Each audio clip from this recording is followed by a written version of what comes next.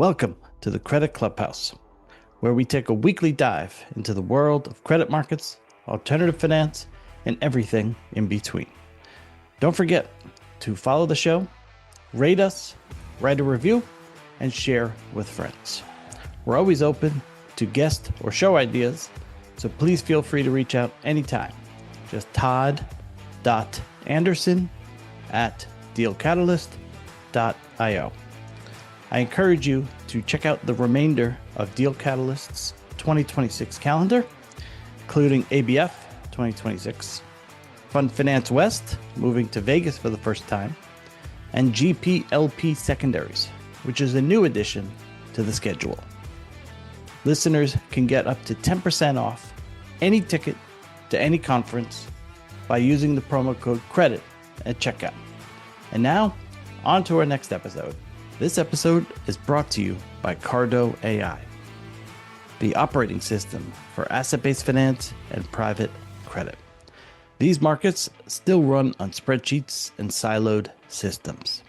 Cardo AI brings everything into one system: the data, the structuring, the borrowing bases and waterfalls, the cash flow modeling and simulations, and the investor reporting. That's front office to back office, all in one place. Today, more than 700 facilities and $150 billion run on Cardo AI. The world's most sophisticated investors and lenders use Cardo AI, equipping their teams with a level of control and intelligence that legacy tools simply cannot match. See it for yourself. Talk to the experts at cardoai.com. Welcome back to the latest episode of the Credit Clubhouse. As always, I'm your host, Todd Anderson, Head of Content and Programming at Deal Catalyst. Joining me today is TK Narayan, Partner, Corporate Structured Products, Hill Advisors. TK, thank you very much for coming on and looking forward to our conversation. Todd, thanks for having me on your show.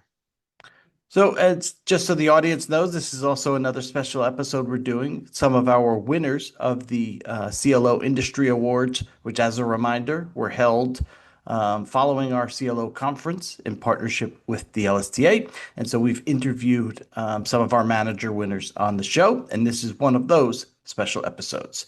So speaking of that, TK, Oak Hill Advisors was named the BSL CLO Manager of the Year, greater than $7 billion at the 2026 Deal Catalyst US CLO Awards. So ultimately, what does a recognition like that mean for you, for the team, for the firm? Thanks for the question. Obviously, it is very nice to be recognized by such a knowledgeable investor base. But I'm not sure what it means to our platform insofar that it won't change how we operate. We have long been a fundamentally credit-focused CLO manager. And by that, what I mean is that our primary job is to seek to minimize portfolio losses while we constantly optimize the portfolio to changing market dynamics. And then our job is to keep re-optimizing the liabilities that you lock in a CLO when you issue the deal over time. We believe that so long as we get those two things right, our investors will continue to be happy with our performance, and that's what ultimately matters. We have a very deep set of investors. What is amazing is that the asset class has grown to $1.5 trillion globally. I think winning this award will bring more recognition to our platform and perhaps expand our client base even further. So thanks for that. So, when you think about investors and what they're valuing in a CLO manager today, is it performance, trading capability, credit selection, any and all the above? Yeah, so, when I look at what the market is looking at, they are looking at everything. I think that what's happening is credit selection matters. They're looking at trading. They're looking at how managers are adding value through different parts of how they're set up. What is incredible is that there is so much data that is available in the CLO market now. I want to say there's 150 managers in the US, there's 75 managers in Europe. Every month you're getting an updated portfolio with every trade that happened. what price you bought a loan, what price you sold a loan. You're able to take this data. There are third-party software providers who provided you with incredible analytics to be able to slice and dice the data. And so when you actually start looking at manager performance and how you are optimizing this, you're able to discern who's adding value, who's not adding value. And this affects everything, because if someone is on their way down, I think it is reflected in the secondary market well before it actually reflects in the primary market. The primary market tends to lag because you still hold on to values and beliefs that somebody's tier one, while the secondary market might have already adapted to the fact that, hey, you might have been tier one, but you're not tier one anymore. So I think the strength of the market is the fact that it's gotten more sophisticated. There is a huge investor base globally. There's a lot of sophisticated investors who are using this data to their best. And what I see is having a platform which is looking at primary and secondary. You're able to look at these signals and see, hey, what is the leading indicator? Sometimes the primary is a leading indicator of spreads, for example, but the secondary market might be a leading indicator of somebody who is on the way down or somebody who's on the way up. It makes your day job fun. So you guys have been issuing CLOs since 2001. I mean, how different is that market back then to today? And obviously, data is I presume one of those big differences. But what else is different? And how has your business evolved since those early days? Yeah, you know what? This is such a broad question, right? It's going back to 2001. It's like, yeah, I remember this very clearly because I was at a firm called Lehman Brothers then. So and I in 2003 I was in our private equity business where we had a structured credit fund, and I actually bought equity in Oak Hill's second CLO that was done in 2003. So I was on the outside looking in at OHA, and knew the people here pretty well going back then. I think what has changed is there's clearly a divide between what happened pre-GFC and post-GFC. Yeah. And then pre-GFC was different, right? Because you had a lot of excesses in the market. You had things that people might not even know if you weren't in the market then, things like negative basis trades, sieves and conduits and ABS CDOs and all of this stuff, which was driving spread compression. So couple things that have changed. I would say I should look at 2001 to 2008, and then I would look at, say, call it 2011, 12 to now. The first thing is the market has gotten more institutionalized. The investor base is incredibly global, is very broad. You got banks, you have insurance companies, you have asset managers, you have family offices, pension funds, sovereign wealth funds. Everybody is sort of has a piece of it. And then having a sense of how these all play out is very interesting. There's a keen awareness, I would say, about absolute as well as relative value, because people now look at CLOs and say, hey, I can compare this to high yield, I can compare it to loans, which obviously CLOs is a corporate credit product. But then depending on who you are, you might actually compare it to other structured asset classes, ABS, CMBS, RMBS. You might look at it to the private markets. So as you're looking at all of these markets, there's a quick calibration in what is relative value across these different things. The nice thing about the market now is as the market has grown, liquidity has gotten better. The credibility for the product has gotten better as it has grown. Options, choices have gotten better. There's 150 managers in the US. There's 75 managers in Europe. I want to say there's about 40 plus managers who set up new shop in the last 5 years alone in the US, and maybe 20 in Europe. So what that means is there's a lot to pick and choose from. The style is different. Everybody's way of managing credit and the platforms are different. The other thing that has changed is when I think about CLOs only exist because somebody funded them by creating equity. So how has the equity capital changed? In the early days, a bank would come to you and say, hey, okay, let me present an investor for you and let's drive your next deal. So the banks had a role to play in, I think, presenting the opportunity to you. The captive equity fund format has actually been a game changer because most managers have now raised capital through their own dedicated captive funds. So as a result, the managers can be more proactive in when they issue deals, how they issue deals, the scale, how quickly they issue deals.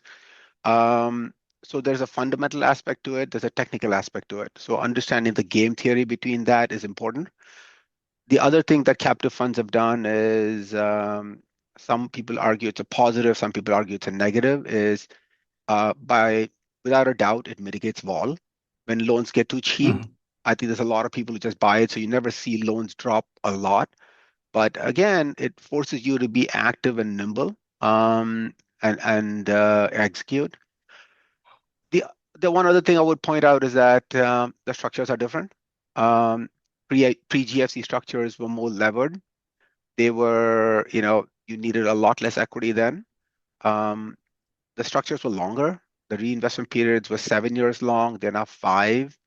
You could invest in bonds. You could buy other structured asset classes. So what that not being in these portfolios mean is that it's harder to generate alpha from trading. Um, bonds are more easy to trade. They settle almost immediately. So I think that gives you more optionality, which I think has been taken away from these structures. The reinvestment periods being shorter means that you better get credit right. You only have 5 years Yeah. of interest. If you mess up, the price you pay is meaningful. So I think the bar for getting credit right and minimizing losses is a lot more higher than it has ever been. So I think the market's interesting. You need to understand um, what these different dynamics do and what's your role, how you're set up, all of that when you are, I think, creating a CLO or investing in a CLO today. So in your answer there, you also referenced scale. Do you think scale has become a bigger competitive advantage in, say, the last 5 years?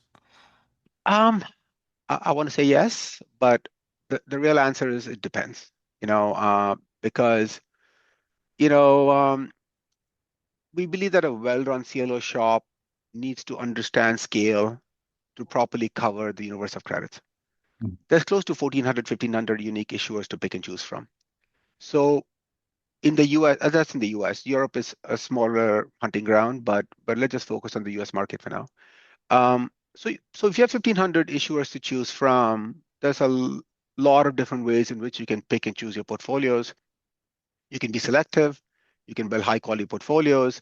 Also, the scale of the market allows you to be able to rotate and trade and add value because of the scale. One of the things that we have learned is that no matter what your investment thesis is, it is always going to be challenged, whether it's COVID, whether it's Russia, Ukraine, whether it is AI, whether it's Iran. So you need to be front and center in evaluating all this. So this is why I'm getting at scale. When you're too big, and let's say you wanted to get out of, say, a 2% position size across maybe a 30 billion platform, that's a big number. So can you Yeah. get liquidity at that point? Now, again, are you set up right? When you become larger, do you have the right number of people? Just to give you an example as to how our firm is set up, we have close to 70 credit people set up across 16 industry sectors. So we are not just a CLO shop. So again, when we are looking at other managers to invest in, we actually look at just beyond the CLO business to see how are they set up. Do you have the scale to actually underwrite credit, manage credit? Do you are able to look at what deep an analysis are you doing to avoid mistakes? I think the advantage of scale is clearly obvious. On the allocation side, if you're big, you probably get better allocations. But then if you're big, your allocation gets divvied up across a lot more mouths that you're feeding. So you have to understand what that dynamic is. Scale also means that you have very good relationships, hopefully, with your sponsors and management teams, and hopefully that plays it into playing defense on LMEs, because there could be a huge range of outcomes in whether you are in the right group or in the wrong group. Um, Having a distressed team, which is, I think, involved, like the way we are set up, is also valuable because you can actually add tremendous value in playing defense. So as a result, I think some of these things play to your benefit.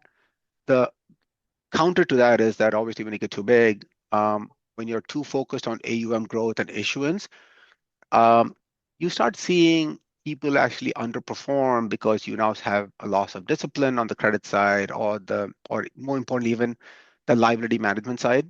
And when I talk about liability, it's not LMEs on the loan side, but more about your CLO tranches. let's say you're ending your non-call, but you have like 10 deals to reset. You can only do a deal, you know, a deal once in 2 weeks. And so all of a sudden your pipeline looks like JFK's landing, you know, pattern. So not great. So again, these are all things to look at when you're understanding scale as a manager, as we are building our business. It's also important to understand scale when you're investing in other managers, because if your thesis is that, hey, I want to reset a deal when I'm investing in it, you might not actually be able to do it in time. So very good question. I think this is a very relevant topic for the market. Yeah. If you're looking, you referenced obviously some stuff going on in the market, Russia, Ukraine, when that started, obviously Iran and what's going on right now. Um, what's the outlook look for, say, the next 12, 18 months in the BSL market? Ah, you know, that's a loaded question, right? Because nobody knew any of these were going to happen if you asked me this question 12 months ago. That's true. That's true. You're going to go through midterms. That's going to present its own set of challenges. You're seeing issues with inflation. It just depends upon how quickly we're out. I don't know the answer, and I'll be shocked if any of the listeners do either. Um, I think ultimately our job is, as credit investors, we are lending to companies and we want our money back. You know, Yep. there's 100 different ways you don't get your money back. There's only one way you get your money back. So our focus has always been avoid left tail risk, re-underwrite, and challenge your investment thesis constantly. By the way, AI didn't happen yesterday. AI has been going on for a Yeah. long time. So it is amazing that you just woke up when Anthropic released its latest version of Claude early this year and said like, oh my God, this has changed my whole life. I'm like, sorry, we've been looking at Claude for a long time. We've been looking at pretty much every LLM to figure out how we can use it at our firm, and Yeah. so what did we do, right? We underwrote every software credit to figure out AI disruption and the scale of it, displacement, and how quickly that would happen. And that went into our industry thesis to figure out, do we like the company or not? Or if at the price at which it is trading at, do you still like it or not? And can we actually own the company and be fine with it? Are we going to get everything right? No. But if we get most things right, then I think we'll be fine. So that's how we are responding to that. What do we do during COVID? We underwrote every company again on disruption from COVID. So you're constantly facing these challenges. You're constantly Yeah. getting pressured into situations that you don't want to be in. By the way, nobody wants to be in these situations because we just want our money back, but you're forced to react. And I think having 70 analysts means that we can go tackle it at the same time and not have to sequentially go through it. Yeah. So I like my job. I like my spot because I think we're set up right. We also look for people who, look like you in the mirror, right? So I think when we're investing, we're also looking for managers who I think have done a good job in the past. The market has this whole concept that past performance usually is an indicator of future performance. Yes, it's correlated, but it's not necessarily true. So you Yeah. need to understand what changes are being implemented. I love the fact that when you're at these conferences and you can have 20, 30 meetings over a few days, you can actually have serious questions and figure out what's going on. And you augment it with other, calls after the fact. Um, so 12 months from now, one thing is it's not going to be what it looks like today. I hope, but I do think there's going to be more dispersion. I think there's going to be more things that get challenged, and if you get things right, I think we should probably be okay. One thing that's obviously shifted over the last, say, decade is obviously the influence of private credit. There's been a ton of capital that has gone into that. What have you seen? What is your thoughts on the impact of private credit, and has it impacted, returns on CLOs? Has it gone too far? What about the private credit influences? That's a very good question. So I have a third hat that I wear at the firm, which is managing all the financing for our private credit business. So when I think about, and private credit is a very loose word. It means a Yeah. lot of things to people. I'll tell you what it means to us and then I'll expand on it. For Hmm. us, private credit is large cap private credit, which is basically companies which might have been in the BSL world at some point, and then they shifted to private credit because private credit offered them a solution that the BSL market did not. And maybe it was in 22 when the market shut down in the BSL world. So private credit was one way for the company to get liquidity and a solution for their capital needs. And that's what private credit means to us. But to the market, private credit could be middle market, it could be small middle market, it could be larger middle market. Also, private credit also sometimes includes the whole ABF world, which is out of scope for this call. But so we will sort of not talk about the whole asset-backed, ABF world as far as private credit is concerned. But the one thing which is obvious is when people look at BSL CLOs and private credit CLOs, um, the difference has been private credit CLOs are mostly financing tools and not an arbitrage tool, i.e., the equity is typically the manager or the fund that is using the private credit CLO for financing.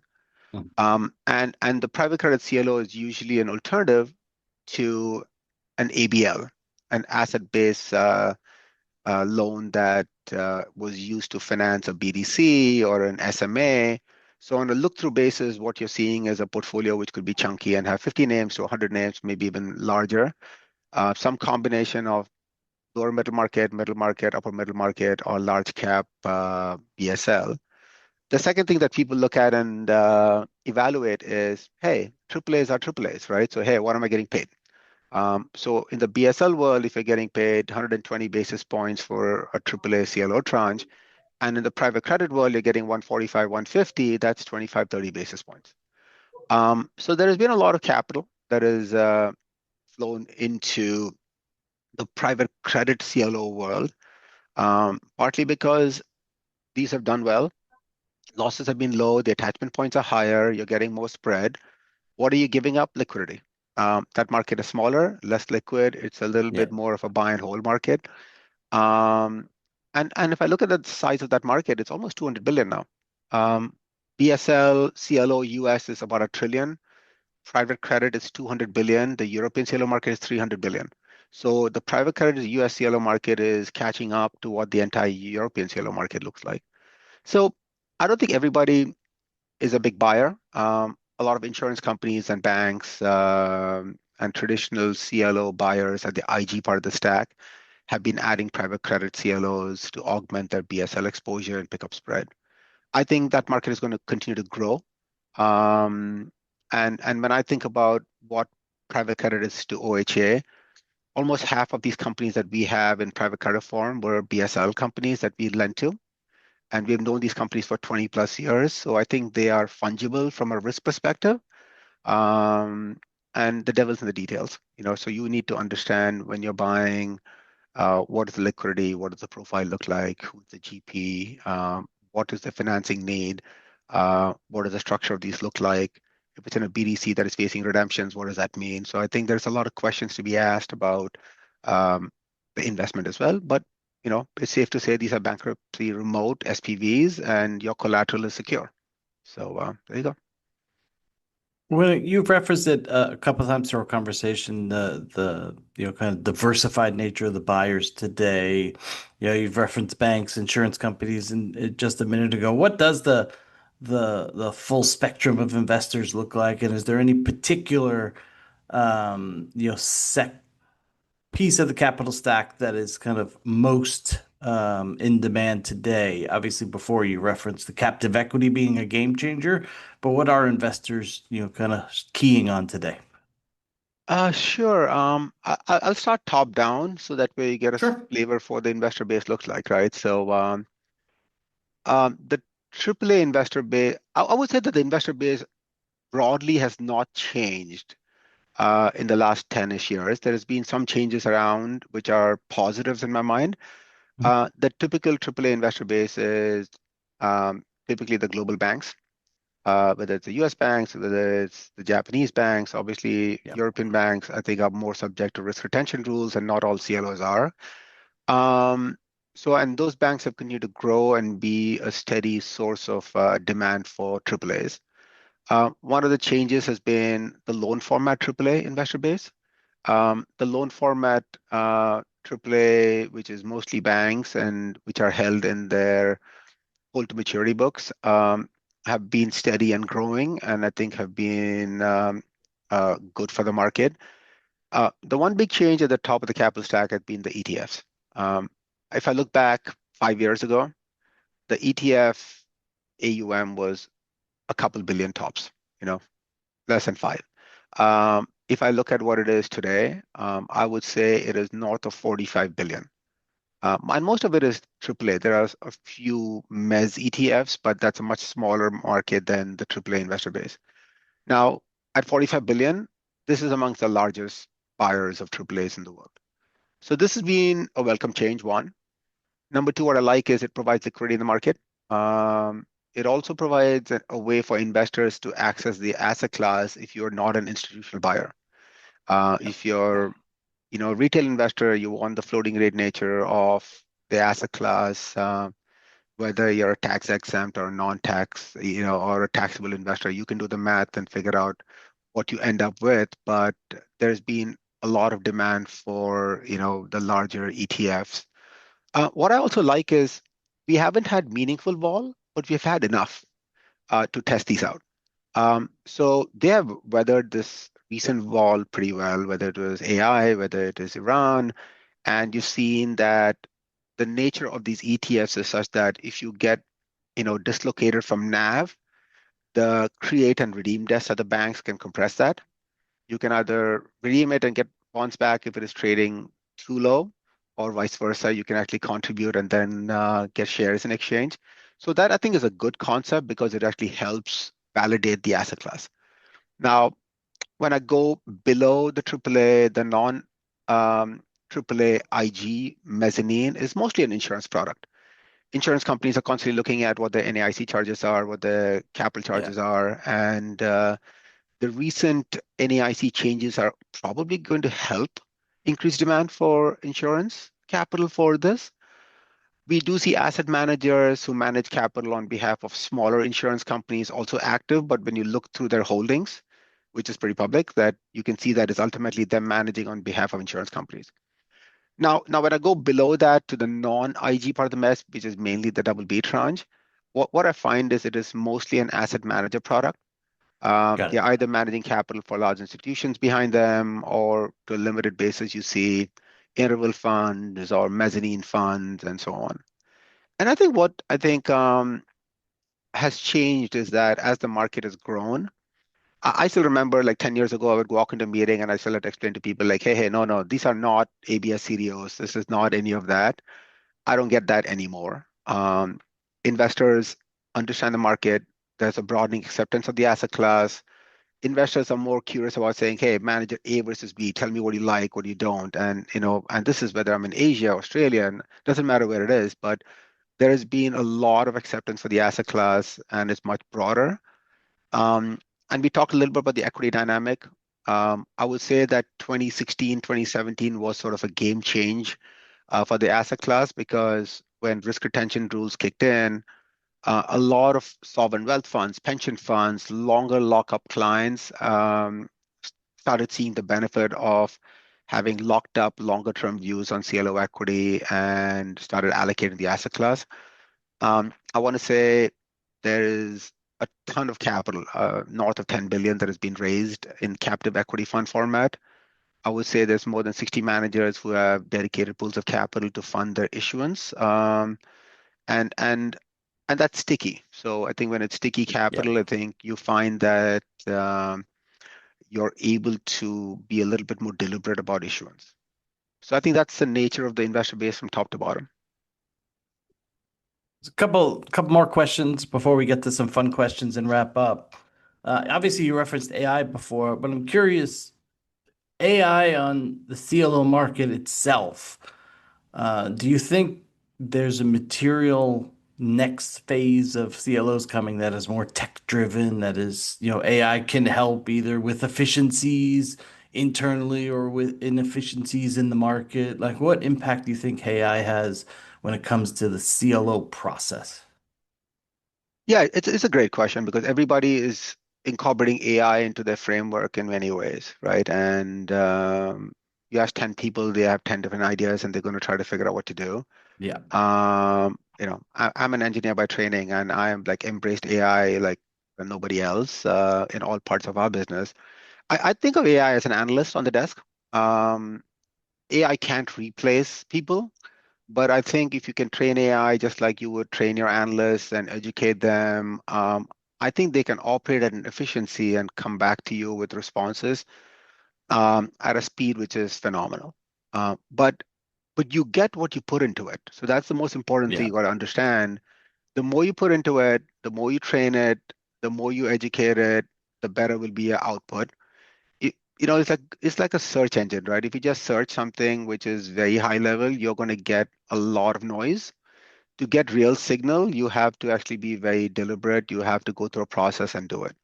I also do think that there is no substitute for fundamental credit work.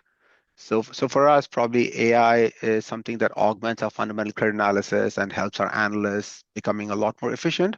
So they don't have to scrub data, they don't have to do all the basic stuff, but I think it just cleans it up. And so that's what we've been doing a lot. Um, I think just having a AI only manager, it might be possible. We'll see. Um, I'm always curious about that. I mean, my presumption is someone's going to try it at some point. no, absolutely, right? Because people are trying to figure out how to create platforms with the lowest cost. Yeah, that's And true. create maximum enterprise value, lowest cost, right? So AI creates an option for you to be able to do that. But here's the problem, right? First is to calibrate credit. Let's just start with the fundamental thing that you're solving for. You're creating a portfolio that is diverse, and let's say it's got 300 names, 400 names. Yeah, So you need to come up with some kind of mechanism to rank credit. And very often you're going to have to scrub the data, you got to filter the data, you got to figure out is this data clean or not. Um, and the thing with AI is that it's going to give you an answer whether you like it or not. So if you are not competent and capable of understanding the data and filter signal from noise, you're going to create a beautiful CLO portfolio with just noise. Um, and uh, and I think that when you're levered 12 times, which is what CLO equity is, right? On when you create a deal, um, then every mistake you make gets amplified 12 times. yeah, So understanding that becomes harder, one. Number two is CLO equity is very simple as a concept, right? Get assets right, manage your financing costs, hopefully tight, and then equity should work.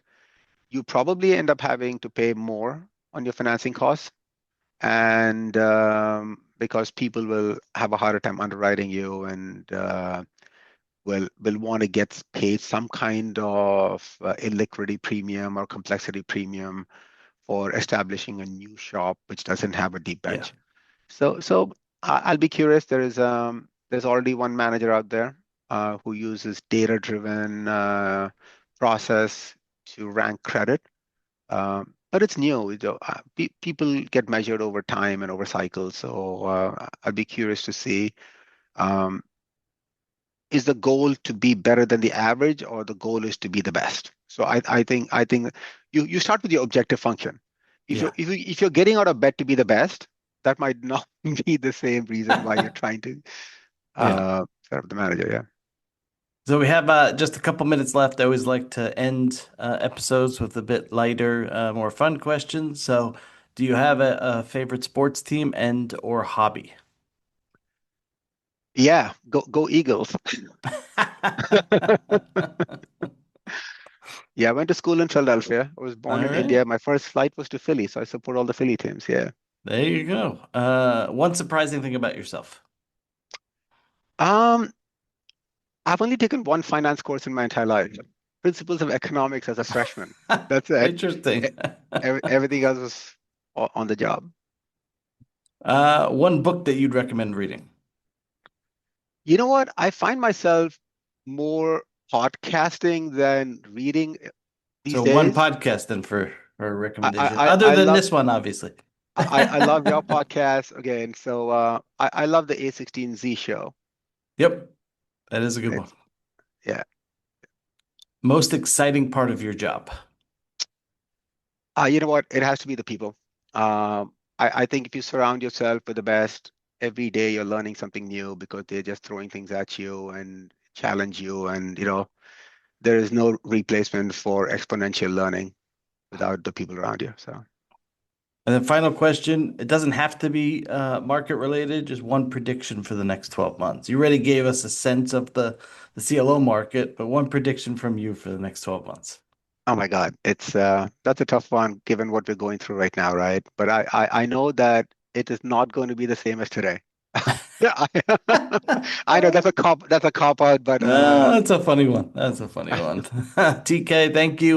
Thank you very much. Congrats again to you and the team for winning the CLO award, and continued success to you guys. And hopefully we'll get you back sometime in the future. great. Thanks for having me on the show. Yeah, pleasure Yep. talking to you. Thank See you. ya. Thank you for listening to the Credit Clubhouse podcast. Credit Clubhouse is brought to you by Deal Catalyst, the leading capital markets events and market intelligence company. For more information on Deal Catalyst events, surveys, and a whole lot more, please head to www.dealcatalyst.io. Thanks for listening. Until next time.